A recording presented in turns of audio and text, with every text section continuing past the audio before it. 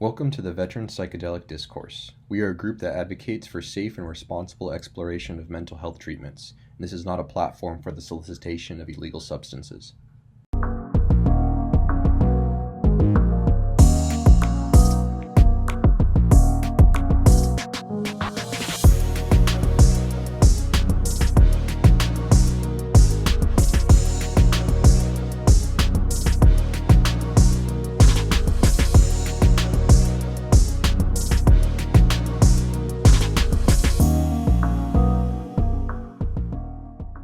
Welcome to February's event. We don't have a guest today. Me and Brian have a couple things that just that we've recently looked into that we found to be pretty interesting. Maps and a group called Symposia. I'm not sure if many of you are familiar with MAPS, the Multidisciplinary Association for Psychedelic Studies. There's doing a lot of work with a couple of different things, but one of them being like MDMA for PTSD. So it's a nonprofit organization founded in 1986, dedicated to advancing psychedelic research and promoting their potential therapeutic applications. One of the main focuses is developing MDMA-assisted therapy for treating PTSD based on evidence suggesting MDMA fosters emotional intimacy and trust, which facilitates the therapeutic process. They've been doing clinical trials and worked toward FDA approval. Hasn't happened yet, from what I understand, while also addressing public concerns and ethical issues related to psychedelic therapy. In regards to them being connected in a way to Symposia, Brian sent me a video this past month talking about this group Symposia. It's a small leftist anti-capitalist, not-for-profit watchdog group founded in 2014. It's a media organization. They have a couple podcasts, Plus Three and Cover Story. Cover Story, yeah, from the Times. That's right, correct. As a media organization, it focuses on harm reduction and critiques unethical practices, corporate behavior, and commercialization of psychedelic research spaces. The reason why I brought this up is because I'm doing a paper on psychedelic studies for school, and a student raised their hand and was asking about what about just like the news about the unethical practices dealing with maps. And I had no idea what he was talking about. And so he gave me a podcast season to listen to, and it was Cover Story, episode 6. I'm not sure if it's the first or second season. Basically, there was unethical stuff. There was revolving, let me see, sexual abuse. But then MAPS came out and made a statement about it. Episode 6 discusses ethical violations of sexual abuse committed by Richard Jensen and Donna Dreyer, sub-investigators on the MAPS-sponsored Phase 2 trial. MAPS views these violations as a breach of trust between patient and clinician and a violation of the MAPS Code of Ethics. Jensen and Dreyer had previously been removed as investigators on MAPS-sponsored trials for not complying with MAPS PBC's requirements and providing study records in a timely and organized fashion. The study was terminated in 2016 due to inefficient rate of accrual. So it was just kind of weird that they were reporting on MAPS, the sexual abuse going on, but they never really mentioned that MAPS made a response to their episode, and it felt like the podcast Cover Story was kind of trying to deliberately drag MAPS through the mud. And I get that, if there's something like sexual abuse, it has to be called out. I'm not arguing that. But MAPS has a full statement talking about how the data that they were providing wasn't even used in their findings for the study. So it was kind of weird that they were kind of saying that they were attacking like the study and its validity when MAPS came out in their statement saying that they weren't even using their data because they became aware of the abuse. But Brian, you had some other stuff about Symposia? Yeah, and just to tie all this back, this actually goes back to the August decision by the FDA to not proceed with the MDMA trials, and so that was kind of where this all started. What happens is at the trial, 7 members of Symposium show up, and they present themselves as experts in the field. In total, there were 10 people that were critical of the approval of the MDMA protocol. 7 of them ended up being the symposia members, and the criticism is that they're not experts in the field. They don't work in the field. So it kind of piqued my interest a little bit to try to understand who these people are, and why they do what they do. One of the things I found pretty quickly was a psychedelic speaker series that they were in. And this may be one of the terms that they include is the idea of corporedelia. Essentially, that corporations will take over the psychedelic movement, and it'll become what their concern is it'll become used for like a right wing fascism takeover. So I wanted to share some slides with you guys from their. Let me pop this link for the video if y'all are interested. And I'd recommend it. The first 18 minutes are just defining language, so maybe skip that. But after that, you at least get a decent idea as to why they believe what they believe. So the first one is going to be a quote from a guy named Curtis Yarvin. So what their criticism is that the inclusion of this language from the psychedelic movement is an indication that the right wing is appropriating the movement itself. And so I found this quote very interesting because I feel like they really kind of misconstrued its intention. I don't really know anything about this guy, the UR. I can't remember what it's called, but it's like a blog that he does. And he's basically comparing statements that people have made about going to his blog as a mild DMT trip. He says if it was mild, it wasn't DMT.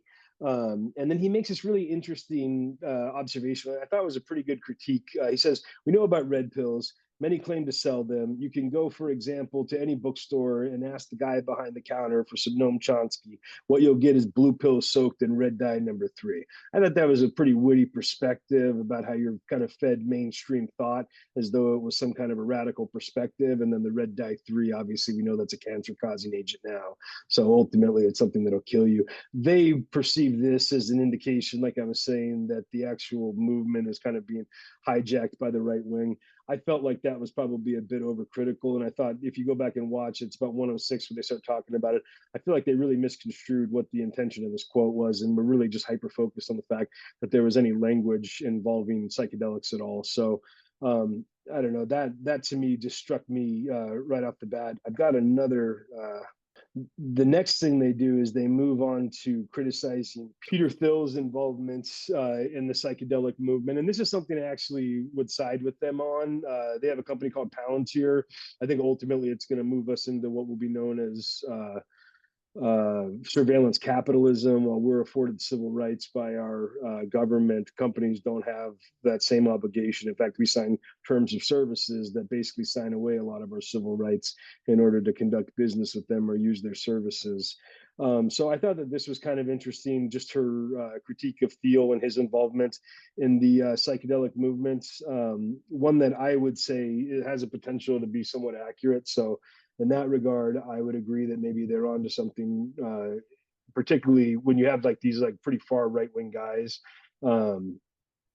I can see this as maybe you have these moments where culture no longer serves the people, and so they have to expand their consciousness. But the existing hierarchy of culture wants to step in and maintain their position. So I see Thiel as kind of like stepping in to try to hijack the movement in some ways, and probably not for the benefit of a lot of people. I mean, the whole idea that you could commoditize all this, and we've talked about this in a few other episodes, that the MDMA likely will never be legal. What will happen is they'll make a derivative from it that'll be patented, and that will be made legal. And so if anybody does acquire the product that's patented illegally, you number one are facing criminal charges, but then also civil suits too. And you can absolutely destroy people with civil suits. So I do see this as like the commoditizing of the potential commoditizing of psychedelics.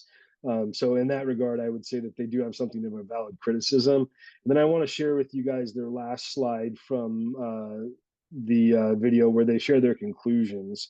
And I thought the conclusions were actually pretty good as well. And just to cover some of these real quick. So obviously they focus on the cross-disciplinary work is essential, and that the behavioral shifts don't just happen in one direction, so you can have people on the right wing that might be further radicalized by the experience, or people on the left wing that get further radicalized by the experience. And also that the individual solutions don't amount to systemic change. One of the things I found most interesting about their critique was the last one, though, that psychedelic evangelical megachurches are coming. And that's something that I've like kind of talked to a few folks about, and I can really see the danger there. Like a lot of evangelicals take a very literal perspective on the Bible, and the content that's in it. And if you were to overlay some psychedelics on top of that, I can't remember who it is. I think his last name is Donahue, but he says that this is the stuff of which cult members and cult leaders are made, and that's always stuck with me. And so that I could see is like a large concern for just the direction that psychedelics are going, and how you could have these churches that are all about materialism, prosperity gospel, and stuff like that, that might be kind of using the psychedelics in order to further entrench their believers into whatever the set system of beliefs that they have are. Obviously, it's different for everyone, so there's no guarantee. But I just wanted to share with you guys those slides just to get a better understanding of maybe some of the criticisms that Symposium has of maybe not just MAPS, but also just the entire industry that's being supported by corporations.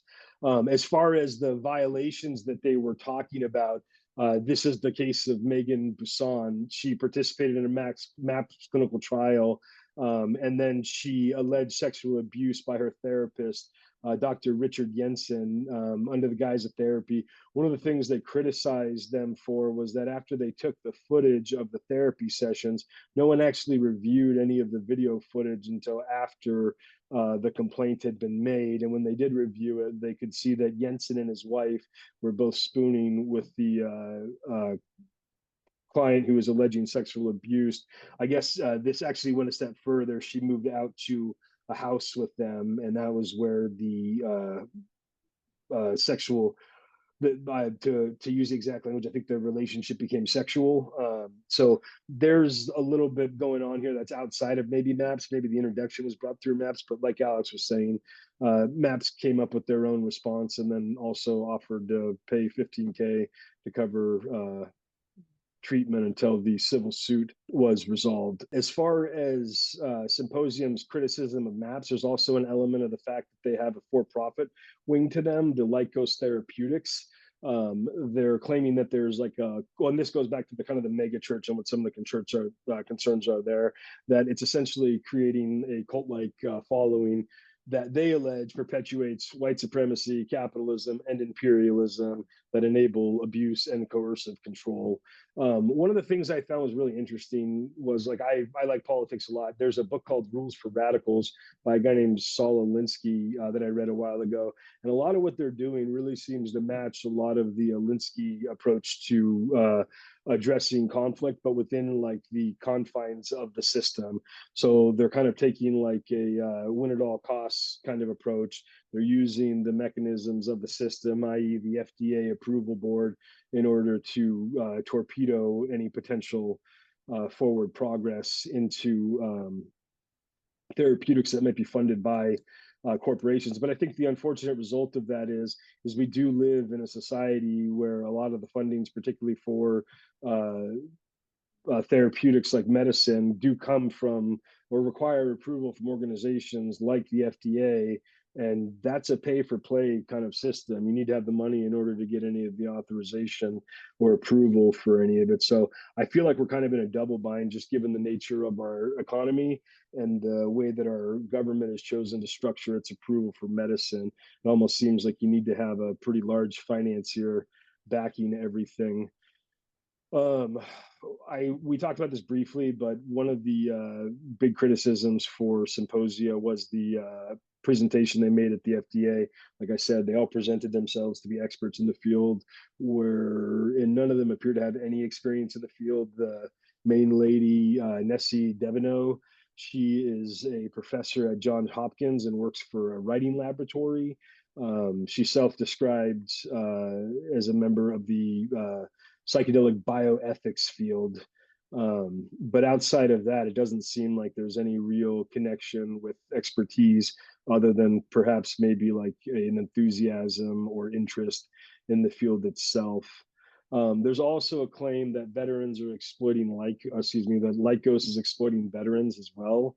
Um, I'm not exactly sure how they would back that up other than with the cult-like criticisms that they had before, because obviously if you take a vulnerable population and you're putting them into an environment that would be likely to foster belief in a cult, that probably would be disabusing that specific community. So that might be how they're making that jump there.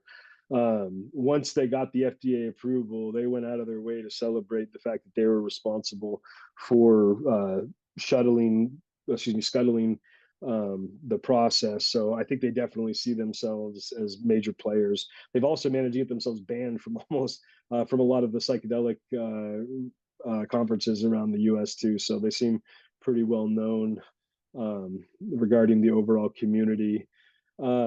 Obviously, the criticism that MAPS would have would be that there's some false accusations here, that they're damaging careers and that they're using overly aggressive tactics. I think there's a general sense that they're fostering a sense of fear in the community that if you put yourself out there, you'll be a target of attack from this group and then might have your professional career damaged.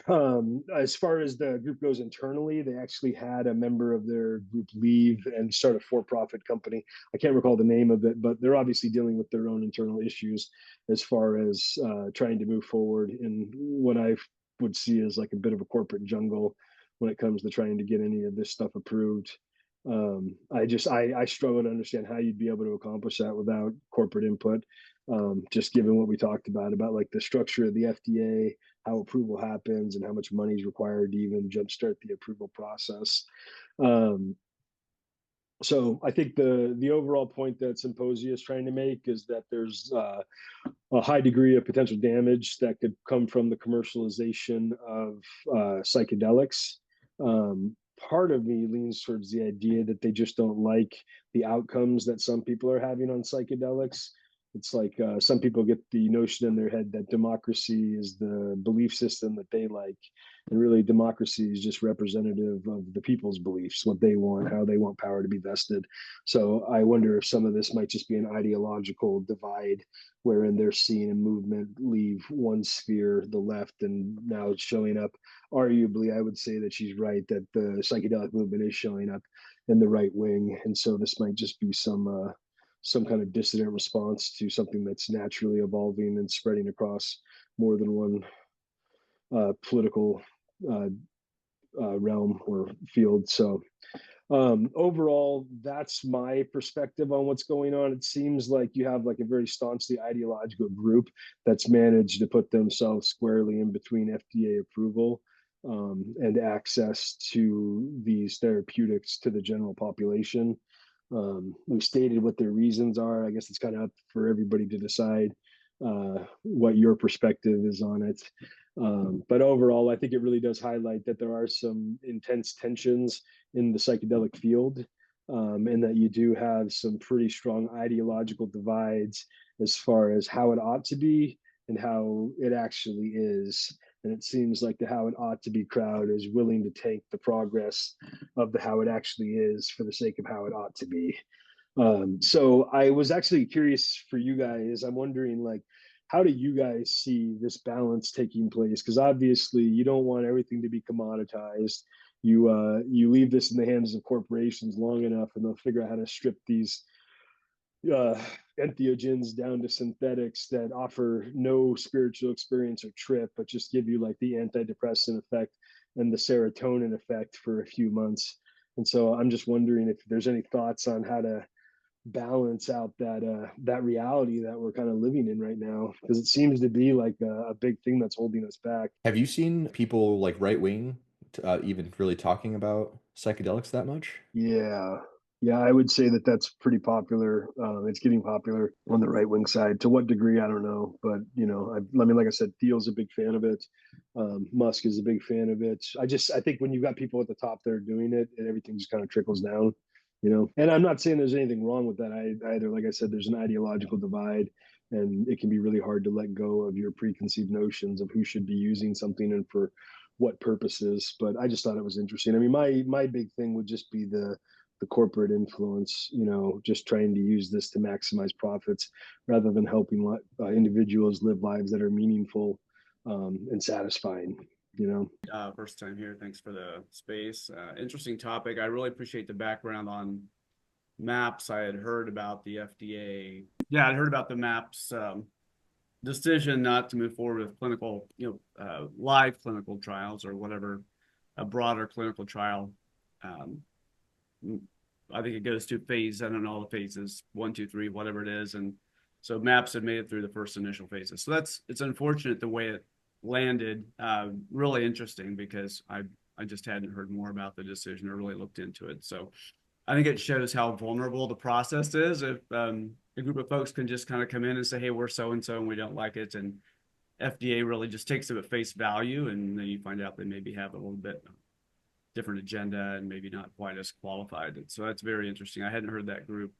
The challenge I see it is, and Brian, you really mentioned it. We're in a for-profit, corporatized democracy that's built on business and money, really, sadly, and it is. And so all the rules are skewed that way, and so I think the question becomes broad applicability, broad any potential for broad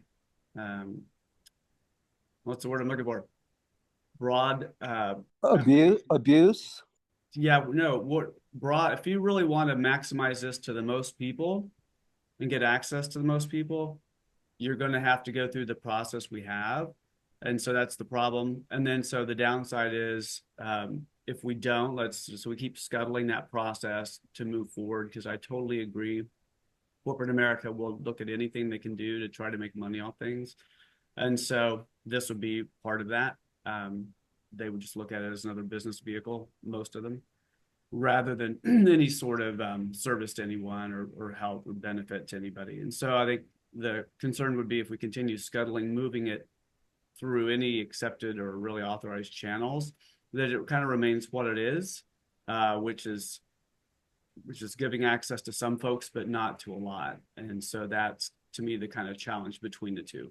I can't think of a way you could make this broadly accessible to a large number of folks that's going to be above board, legal, and approved by the government and or all the interests behind it, if they can't get money out of it. And that's just sad, but that's the challenge I see. We either kind of stay where we are with everything below ground predominantly, or we find a way to move forward. But yeah, everything you're saying, I kind of agree with it. Yeah, they're going to try to dial it down and maximize their profit, and they won't have a concern for benefit for others. So it's really sad.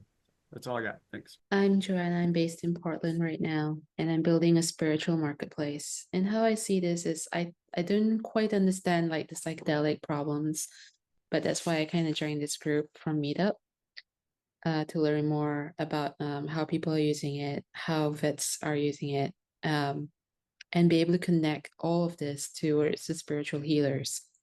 I do think like there is no structure for spirituality, and I'm not talking about a mega church, but it's kind of cool, like if you look at it from the picture that you put up earlier.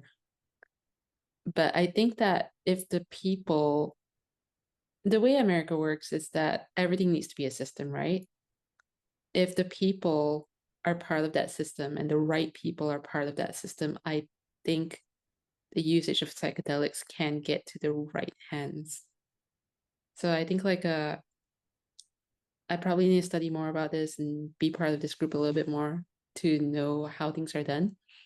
But I think like once there's a structure in place, mitigating problems by the spiritual side should be doable. It's just that right now all the mega corporations, no one understands or spirituality. It's not normalized. So my background is I have a VC background and a tech background, and it's not something you can talk about. I mean, like they look at psychedelics or even weed. It's like to them it's just another pill that they can enjoy. because like there's no one who they can talk to. Yeah, definitely. One of the things that they talked about in the video that I thought was interesting, and it was like kind of another critique about how you're putting people into the the medical industry, was why can't you do this stuff with people that you love? Why can't you have these experiences with people that you have like real connections with? And I thought that was a kind of an interesting takeaway too. It'd be interesting to find a way to create that kind of a framework. um, I mean, while I am critical of the whole idea of the mega churches getting into, which I just see as mega corporations getting into psychedelics, I do also see a lot of potential with like the existing network of smaller churches out there that are 501c3s that probably have pastors who have masters of divinity, and therefore could probably go to MAPS and get certified and use the churches as a small like framework to distribute this to the community in a loving way, maybe a little bit less corporatized. So I do see like a place for the church to be like an area of distribution for this, because like, I mean, they're credentialed, they've got the right status, and they've got people that are there to do acts of service and volunteer. So it does genuinely seem ideal. It's just that's like going to be a grassroots movement, and it's so much easier to get like a mega corporation to donate, $20 million, and then you start doing ketamine treatment at Saddleback Church in Southern California or something. And it's like, yeah, that's maybe a bit too far for me. I'm in Washington, and we're currently dealing with a bill that looks kind of like a Oregon Light. They kind of want to do what Oregon did. There's some shortcomings to that program. We're kind of dealing with that. The people, shareholders who wrote the bill or whatever, seem to be associated with a high tech millionaire group. I think when you look at this whole thing, I think MAP started out as a grassroots movement. A lot of people heard that, hey, we're going to use this to help people, and a lot of people joined on. And I'm not criticizing MAPS. I've spoken with Rick Doblin a number of times, and I like him. But once it becomes corporate, it kind of, there's different players that get into this. One of the things the group that's promoting this bill that I mentioned says that Oregon did a psychedelic, psilocybin, not therapy, but treatment thing, and Colorado passed it. And so we want to pass this. What they have overlooked, or maybe purposely have not mentioned when you look at the history of this, Colorado in 2019, there was an initiative passed. It was Proposition 301, and this was Colorado, this was Denver, and they decriminalized psilocybin for people within Denver. And I think you couldn't sell it. No, okay, gift, gather, grow type thing. And then Oregon came through in 2020 and did their thing for therapy. And most of the people with the clipboards getting the signatures were pretty much the therapy type of people, and people that appreciated that, here's a counselor that's going to be able to incorporate mushrooms or psilocybin into that to help people. And everyone who knows about this, who's had that experience, can see the value in that. Right after, what did I say? That was 2020.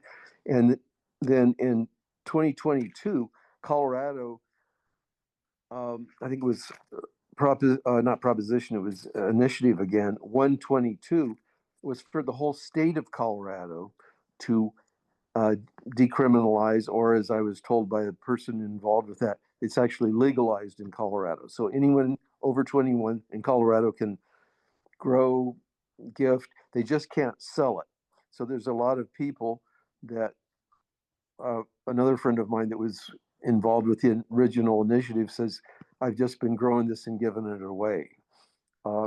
Now, part of that initiative was to create a program, a regulated program in the state for psilocybin. And they're also included, I think, ayahuasca, DMT, non-peyote, mescaline, and maybe a few other things. So the program that Colorado has, they've been working on it, but they just started getting applications like last month. I think it was the 30th of December you could apply. So it's barely, a little more than a month that this has been going on. So technically, we have no idea what Colorado is going to come up with when the rubber hits the road. What's it going to look like? Is it going to be similar to what Oregon does or not? So it's hard to, herald Colorado's treatment program without really knowing what it's going to be like. I do think one of the first price lists I saw from, I think it was Eugene or Ben, was the original, 4 grams with your preparation, administration, and then integration is going to be $3,500. It also listed microdosing as $500, which seems, if you know about microdosing, that's kind of ridiculous if you're going to do that a couple times a week. So I'm thinking that the people that put this thing together really, some of them knew, but what's with that? And a lot of I think there's 22 therapy centers that supply this. Most of them have just dispensed with the microdosing thing. They don't even have it on they're not even considering that anymore. So looking at what Oregon's doing is how sustainable is that? And is how many, I think there's 8,000 people that have gone through in the last 2 years or year and a half. As a veteran, I'm wondering how many of those people are veterans. Some people claim that it's a lot of psychedelic tourism. A lot of people come in from out of state. I think a couple of the places have had to close down. And again, the high prices, I'm not saying that the therapists are trying to gouge people. I'm sure they're very sincere about helping people out, and I'm sure they do. But I don't know, is that a perspective that people can see the plus and the minus on? One of the things in Washington is they're saying, Oregon did this, we want to do what they did, except maybe improve it. And they don't really say what they're going to do with that or how they're going to improve it. Maybe they'll take off $500 or something. I have no idea what that means. And I think a lot of the people that are making these regulations really, have just read about it, or they know someone that had a positive experience. So if all the states do what Oregon did, is that going to be a positive thing? Now, going back to Colorado, once the genie's out of the bottle, anyone in Colorado who wants to do some microbiology techniques can create a year's supply in 2 months. So it'll be interesting to see how popular that program is if psilocybin or mushrooms are available. If you know someone, evidently you don't have to call too far to find out, and you can get kits sent to you for, I think it's between $60 and $100. It's all the heavy lifting's been done pretty much. So it'll be interesting to see how this happens. As far as Washington, I think if we adopt what Colorado has done, not Colorado, I wish they'd do what Colorado did, but if they do what Oregon did, is this going to be like a step backward? We're looking at the whole country. We're trying to move the envelope to a more equitable situation where people can really benefit from this. And I haven't really gotten into the corporate part of this. But with breakthrough therapy, the FDA granted breakthrough therapy in 2017 to Compass Pathways. They started out as a nonprofit, aligned themselves with MAPS, got pretty much, I'm not going to say all their data, but definitely milked it for what they could. And then I think the person who ran it said, boy, our son was really depressed, and this was one thing that really helped him. And so they started doing studies. I think this is out of England, and that's what alerted the FDA about this and why they sort of got on board.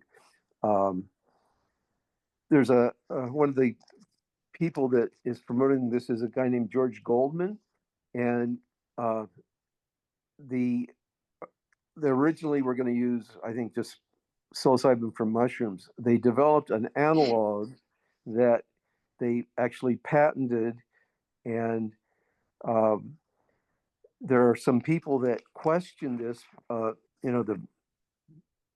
That this patent was that the analog they did was that they created was actually different from what Albert Hoffman discovered in the 50s. He was maybe not obviously, the person who first synthesized LSD, and then during the 50s when the people went to Mexico and it was on the cover of Life magazine, he was involved with that, discovered what, the chemical of psilocybin, and then synthesized it. So anyway, Goldman came up with this thing saying this is, we have something that's different than his molecule. Whereas there's a fellow named Kerry Trumbull who has put in like over $500,000 to question this. His company is it's not right to try, but right to something. That's a lawyer term about questioning this.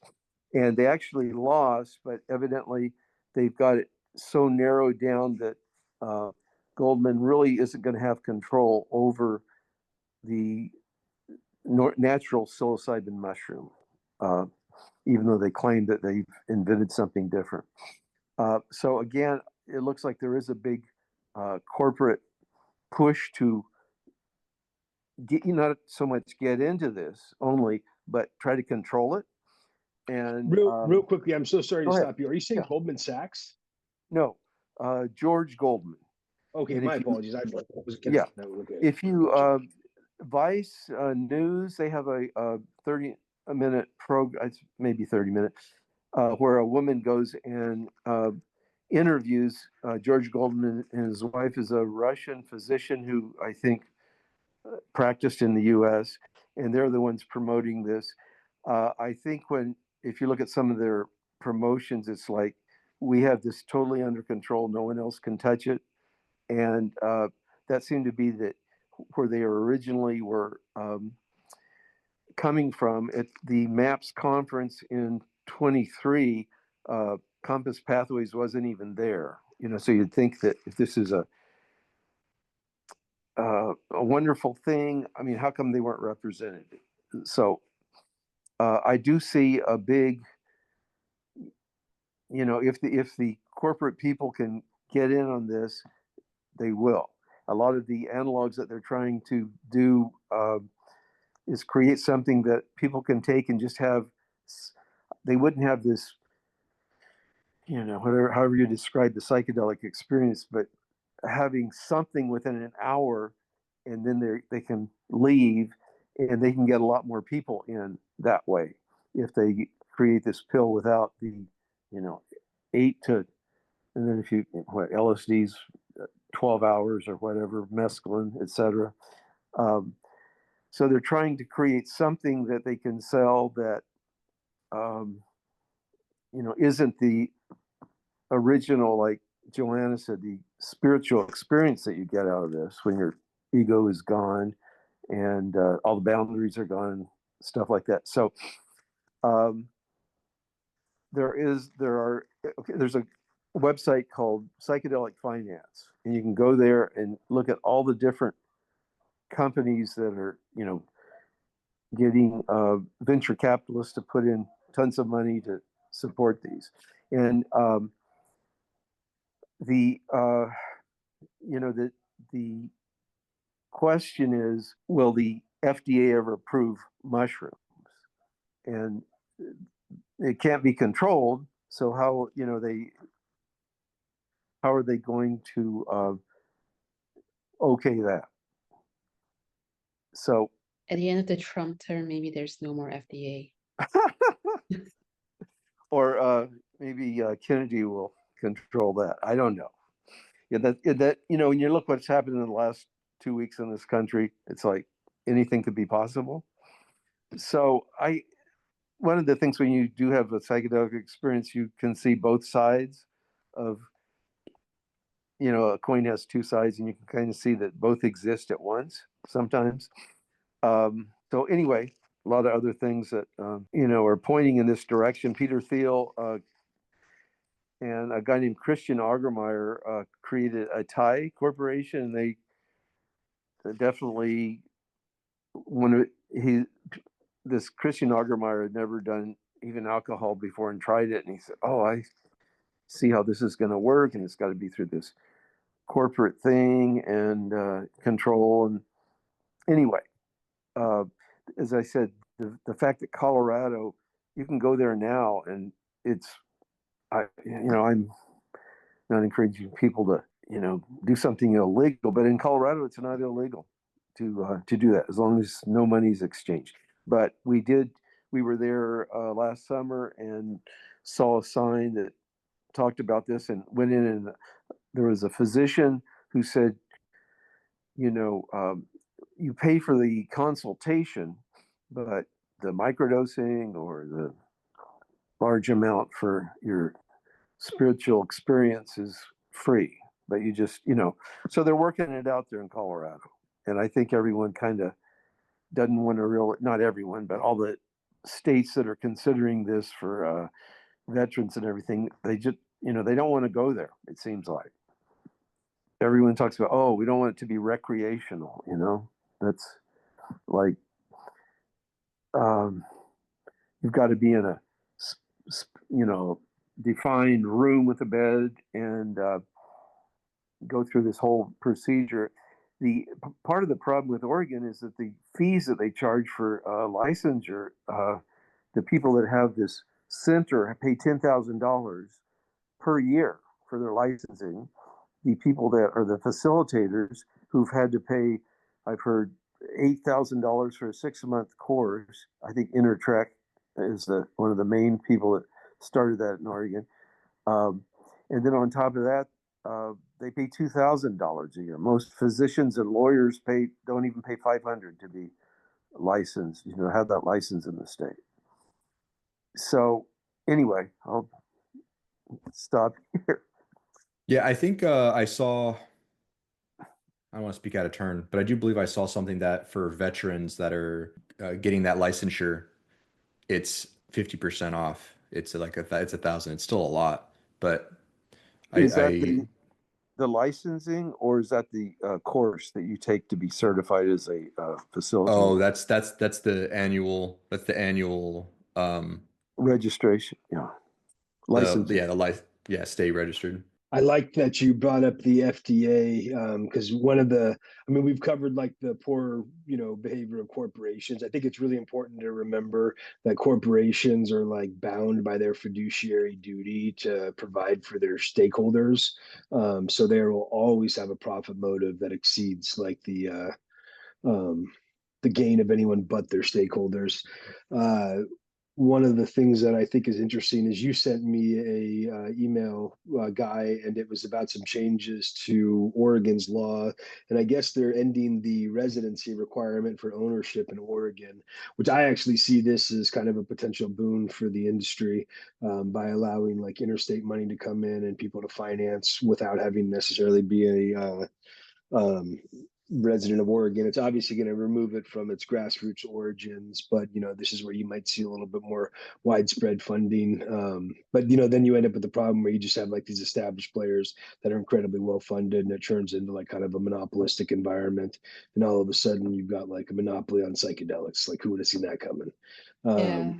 So I'm setting up an investment firm like in healthcare, and part of it was like I was actually considering psilocybin.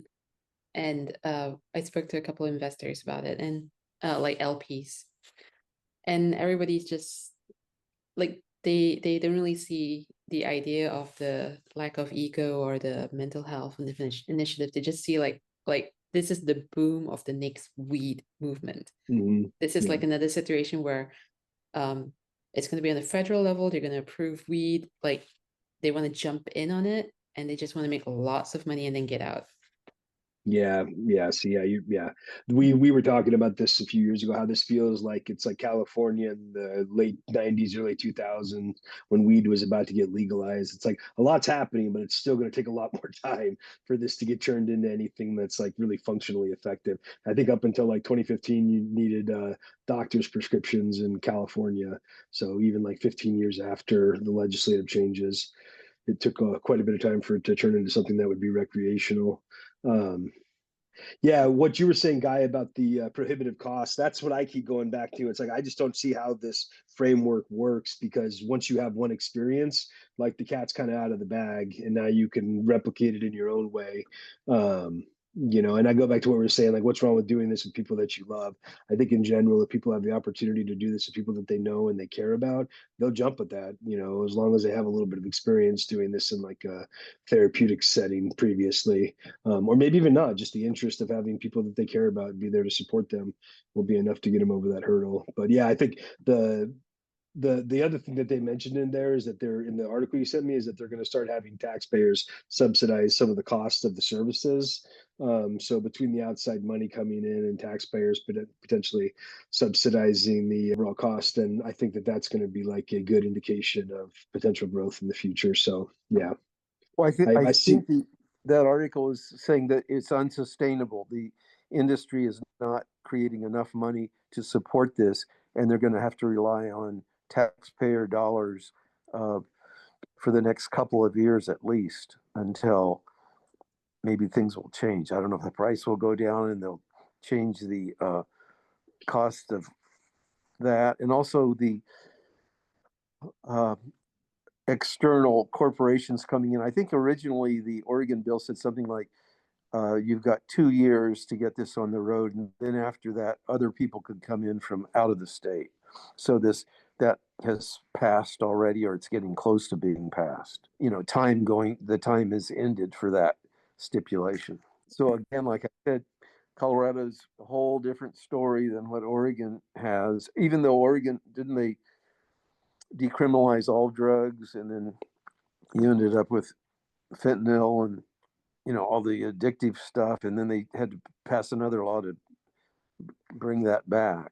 Wanted to raise some general awareness about what was going on with because I mean, last August I saw all this stuff hit the radar with the FDA denial, and so I thought it'd be interesting just to do a little bit more of a dig. There's also a New York Times article that talks about this. It came out on the 7th. If you guys have a subscription, go for it, but it's behind a paywall otherwise. So maybe trying to learn about it through secondary sources. As far as the symposium group goes, they got a lot of content out there on YouTube and podcasts and stuff like that. It might be good to check it out. I like, even with Heroic Hearts, like a group that we work with, like one of their board members is previously affiliated with Goldman Sachs. Inevitably, these corporations are going to see these as potential like areas for monetary gain, and it's like, I mean, it's what a corporation does.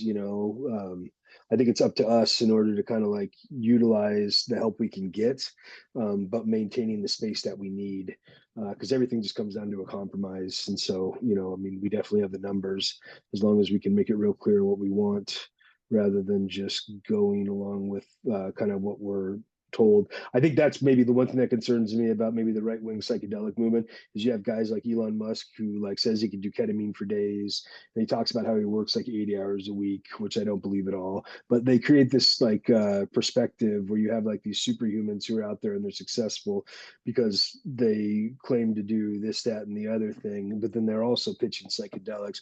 And I just worry that that'll create like this illusion for people to go out there and become maybe less interested in their own lives and more diligently focused on the work that they're doing. And I don't necessarily see that as a recipe for success or overall happiness in one's life. So that's just my concern. Like I said, this will just be hijacked in order to improve corporate output.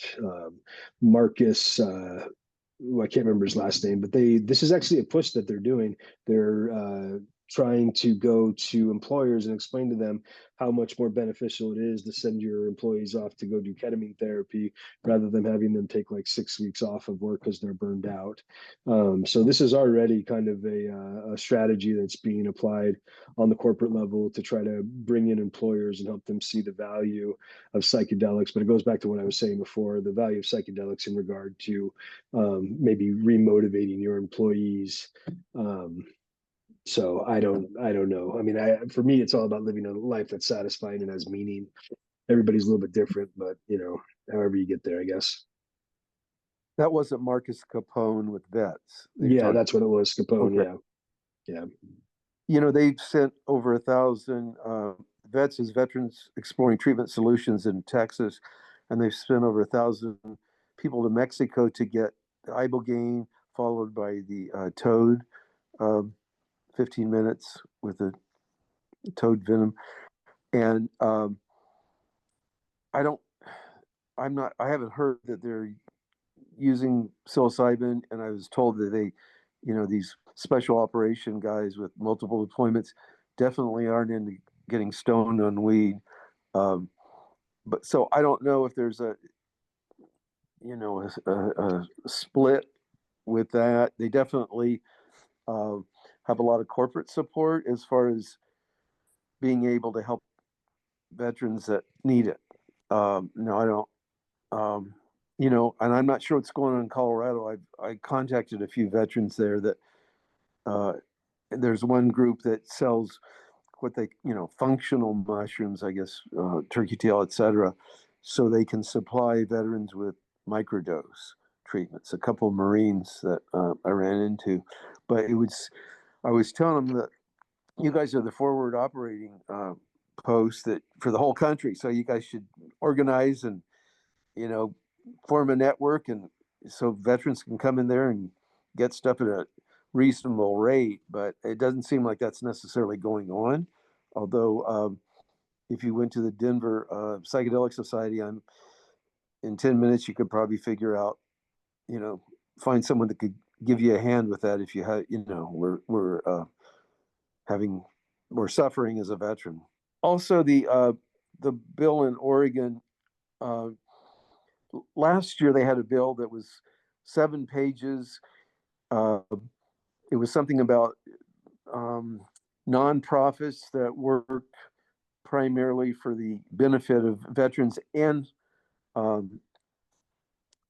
first responders. It wasn't just veterans. And then there was another phrase in there that the center will not charge the people who participate in this anything, which this was really radical. But the bill, it was a short session and it just died. I don't even know if they expected this to, pass.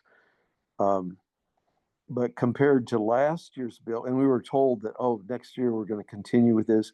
The current bill, it mentions veterans but it on 2 pages out of 70, but it's like, you will not discriminate against people who are BIPOC or other minorities, sexual orientation and veteran. I mean, it was just looped in with that. It wasn't, definitely planning on helping veterans.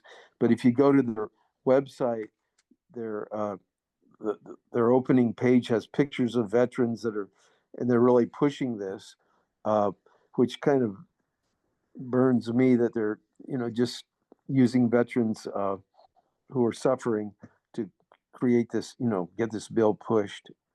And the bill itself has nothing to do with veterans. Alex, you mentioned that you did participate with the Heroic Hearts Project thing. Was it last summer? Yeah.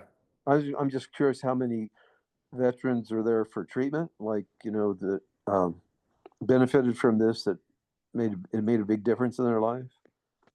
There was 6 of us, Okay. and there were some people there that have never been involved in any type of psychedelics prior, and um, some that have, but there was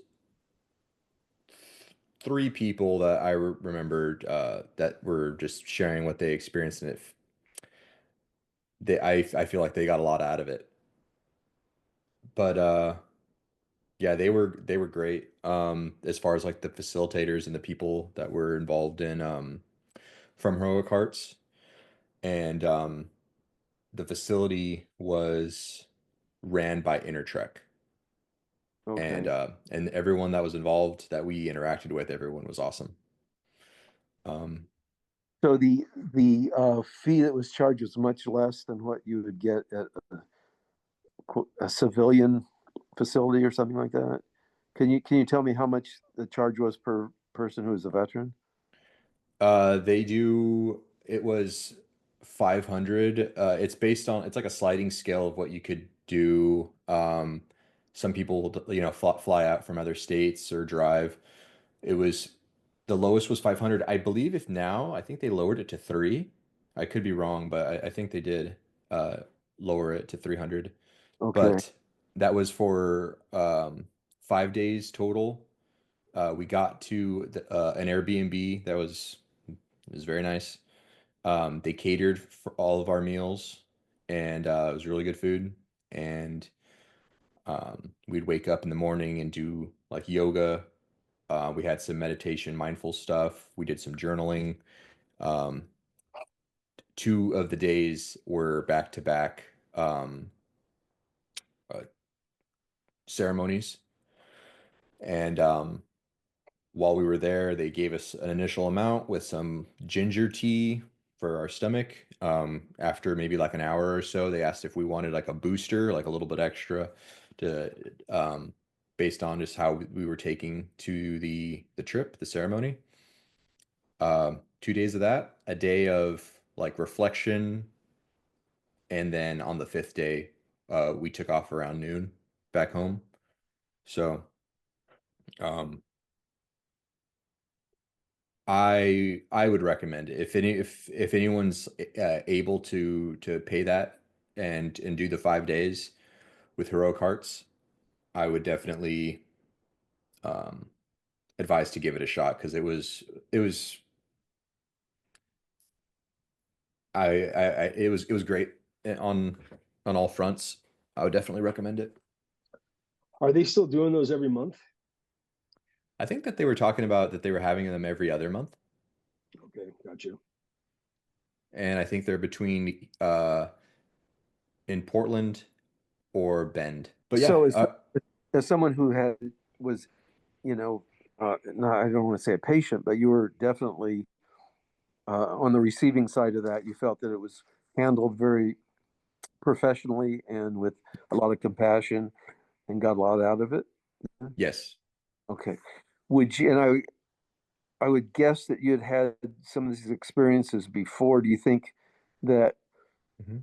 this was, substantially, I don't want to say substantially different, but definitely the focus was on going deep inside and figuring this stuff out? Was it substantially more of a valuable experience than your other experiences? Um, that's hard to say because I have done some of these things prior and I was in a much darker place, and I feel like the change from being there to here um was profound. Though I can't take away to the experience that I had with Heroic Hearts because they ask, you know, to like if you need your phone, you could have your phone, but they collect everyone's phone just so that no one's like on social media. All the food that we're eating is good. They ask it that you do um, somewhat of a more restrictive diet going in, and so just everything together created. Um, it was just a great experience. To rank it, um, it's hard to say, but it's at the top. I couldn't tell you if it was number one or number two, but it was definitely up there.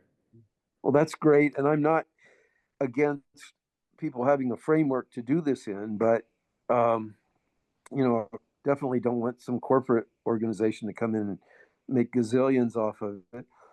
And I do think people should have a little skin in the game to take this seriously rather than just, are we going to go see Adele tonight or are we going to go do this experience or something like that. I agree. I agree. The 500 was a little bit of a sacrifice, but everyone showed up except one person. One person like dropped out before we got started. But yeah, I think having a little bit of skin in the game, everyone kind of came in with a little bit of an intention at least to get something addressed, which was good. And I think everyone did. That's good. Yeah. So, yeah, for a little bit more context, I did the Heroic Hearts psilocybin retreat in July in Portland. I was going about to close out, but if anyone had any further questions, I'm open to answer them. Also, we did on our YouTube channel, we did have some episodes talking about the experience, and one of the fellows that participated in it with me came on as well. But if you have any questions right now, I'm happy to field them. I just wonder how many from that was the first time Heroic Hearts had a program like that, right? The first quote unquote legalized thing for veterans, or was there? So the first retreat, I think it was like November the year Oh, prior. So 2023, November. okay. And I wonder how many people have gone through in this Heroic Hearts program approximately, if you know. I don't know. I imagine they maybe cap around 8 based on the amount of like facilitators they have, but I'm not sure because they do some I believe it was Bend, Oregon. I'm not sure how many people are involved in that facility, and it's not always the same one. So like I said, this one had people from Intertrek. Um, I'm not sure who they used in the other retreats because I know that it's up in the air each time. It's not like they have a contract to do it every time with the same people. So it's hard to say. Oh, I couldn't go on it. Awesome to hear about that. I'm going to look more into that. Maybe not as much for myself, but I've definitely got some friends I think could benefit. So thanks for bringing that up. It's awesome to hear, and I hope to hear more of that. I think for me, earlier, just some of the discussions folks talked about just accessibility, psilocybin primarily, like even in Colorado, for example, where you can grow it and give it away, et cetera. I don't know if I'm exactly a purist, but I certainly feel that, and I've heard this from the majority of psychedelic facilitators, people with lots of experience, and I support and agree with that, and my personal experience the same, is that the preparation and specifically the integration after uh, psychedelics is the predominant predicting course in healing long term and really true long term healing for me. And so if we were going to get set up psilocybin stands and give it away on every corner, I think we miss a lot of the actual benefit and really what's needed for true long-term healing. And this dynamic you're talking about in a group, especially incorporating movement, all the somatic stuff behind that, really creating a total container beyond just the psychedelics and the support there, I feel is, it's a way a lot of indigenous groups used psychedelics was in community and groups and group healing. And to me, I feel that's kind of the future if we were really going to, and you can do it, certainly cheaper that way too. But I think that is the way forward in the future if we're able to do that more. Psychedelic healing centers, whatever, where it's facilitated like that as a group. Doesn't work with corporate America, but if you get enough people in there, maybe you'll make some money. But that is really, it's not just the substance, it's not just the medicine. It really is how it's applied, how it's supported, and how it's afterwards that really creates, to me, the true sustained healing that we need to see. So anyway, that's all I had to say. Thanks. All the stuff like yoga, journaling, meditation, all that stuff definitely gets you in the right direction for this. And Stan Grof was in Czechoslovakia using LSD for this type of therapy. And when it became illegal, he discovered, or he said, I don't need to use it. I can use the holotropic breath work. And maybe having that as part of the preparation could, also help people. But I think if it's a corporate thing, it's just like get them in and get them out and make room for the next person.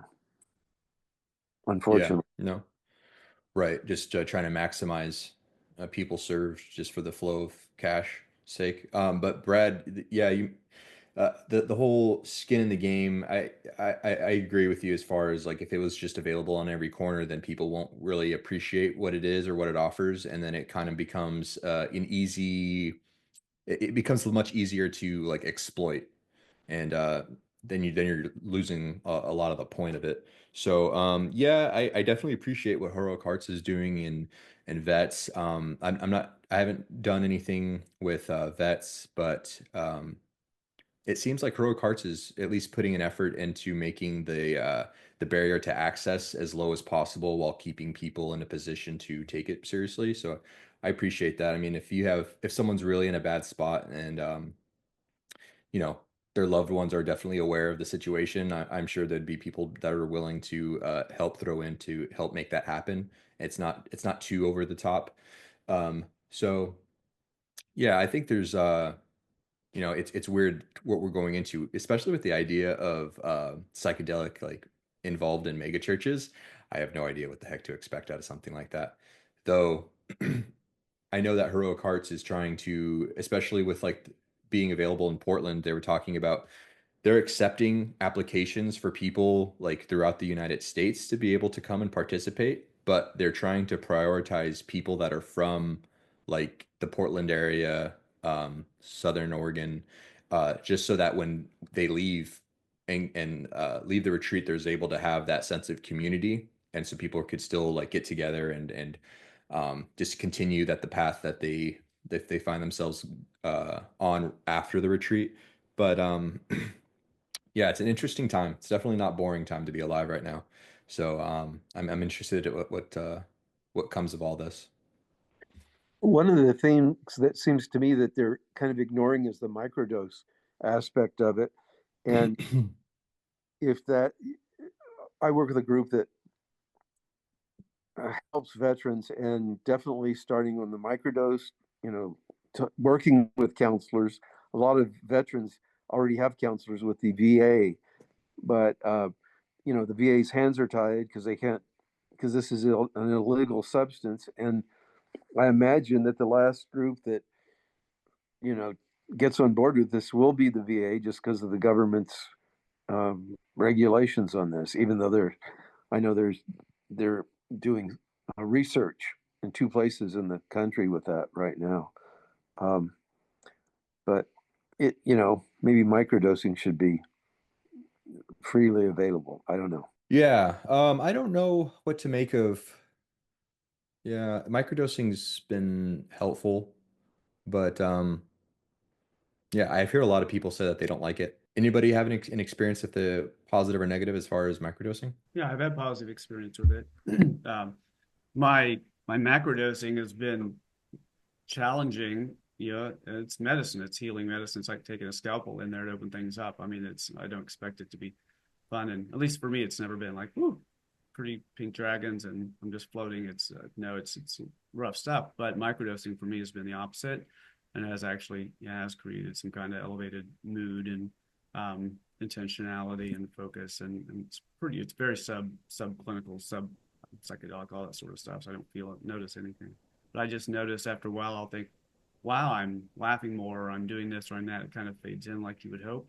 And I really not doing anything now, a really low dose, really toward the bottom end of what people talk about, the ballpark is with it. So, yeah, it's something for me that has been fine. I've had no negative outcomes from it or anything like that. But, another thing around this whole thing is as with any other mechanism or thing we ingest, and you see this all the time with anything to do with medications or foods or any of that, differences, so many differences between what one person can take exactly the same thing, do the same thing, may or may not even have the same substance. You can have one mushroom is not equal to another, where it was grown, how strong it is, how long was it stored, what did it grow in, what medium, all that can have an impact really ultimately. There's so much biochemical stuff going on that also can make it challenge. So someone can follow along in my footpath or vice versa and have a different circumstance. So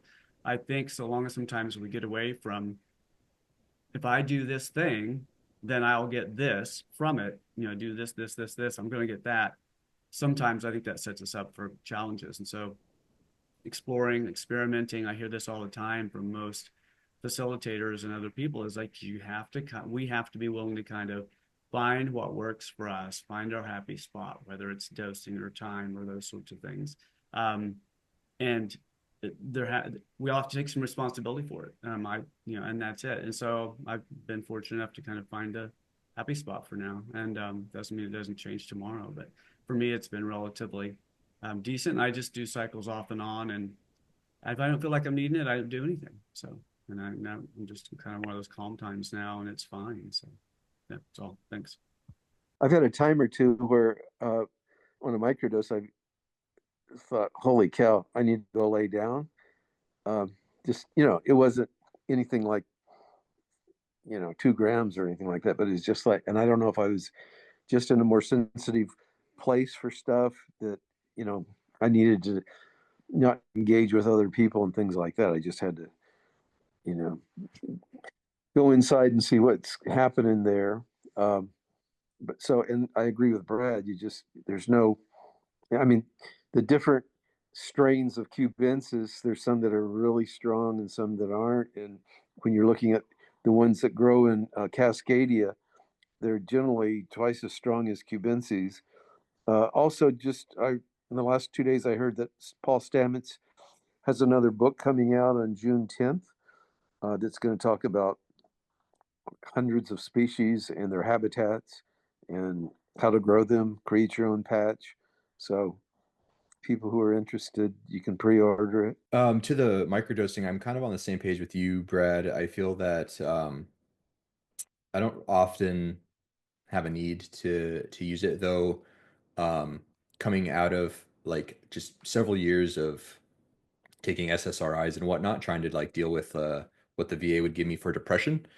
It's not that I'm like immune to getting into those like mental funks, so to speak, but if I could sense that it's starting to come on, doing a less than a week's worth of microdosing kind of helps me just bounce out of it and kind of rebound pretty quickly. And so I've that's basically been the extent as far as what that's been used for myself, but I found it to be pretty beneficial. And it seems to be like depression, anxiety is a common thing that people that veterans deal with. So I see it being positive, though.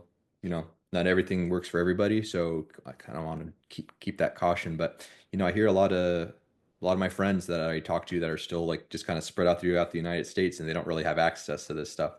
And they're just taking on the pharmaceuticals, and I wonder I wonder if they would benefit from this and not have to be so I don't know.